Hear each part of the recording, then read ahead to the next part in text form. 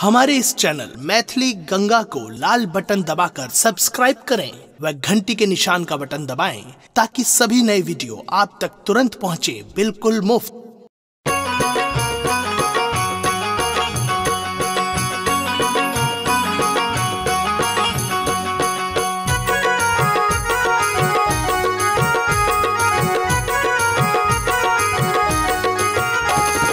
अपन सासू पर छैली राम रसिया, अपन सासू पर छैली राम रसिया, दही के टीका केली राम रसिया, दही के टीका केली राम रसिया, दही के टीका केली राम रसिया। अपन सासू पर छैली राम रसिया, अपन सासू पर छैली राम रसिया, दही के टीका केली राम रसिया, दही के टीका केली राम रसिया, दही के टीका केली राम रसिया।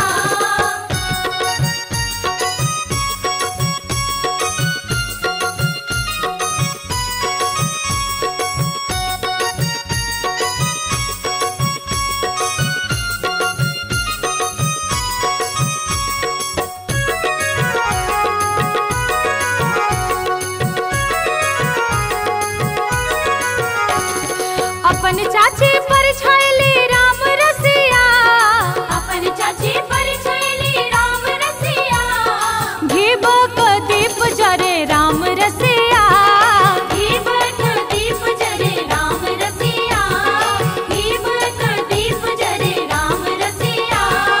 सर होय जे पर छैली राम रसिया, सर होय जे पर छैली राम रसिया, लोरी स गाल थुरई राम रसिया, लोरी सो गाल थुरई राम रसिया, लोरी सो गाल थुरई राम रसिया।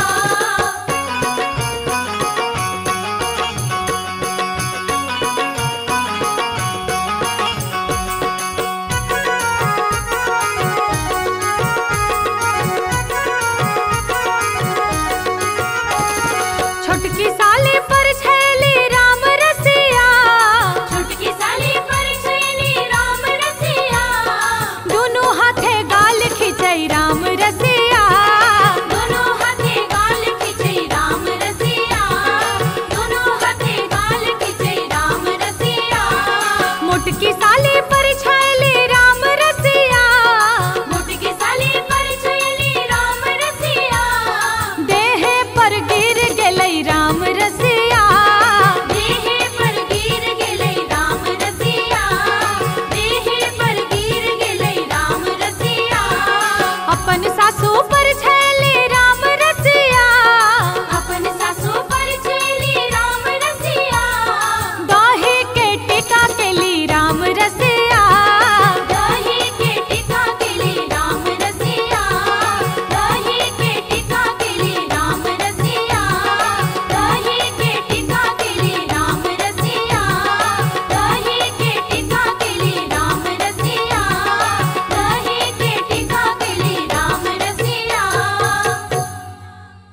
हमारे इस चैनल मैथिली गंगा को लाल बटन दबाकर सब्सक्राइब करें व घंटी के निशान का बटन दबाएं ताकि सभी नए वीडियो आप तक तुरंत पहुंचे बिल्कुल मुफ्त।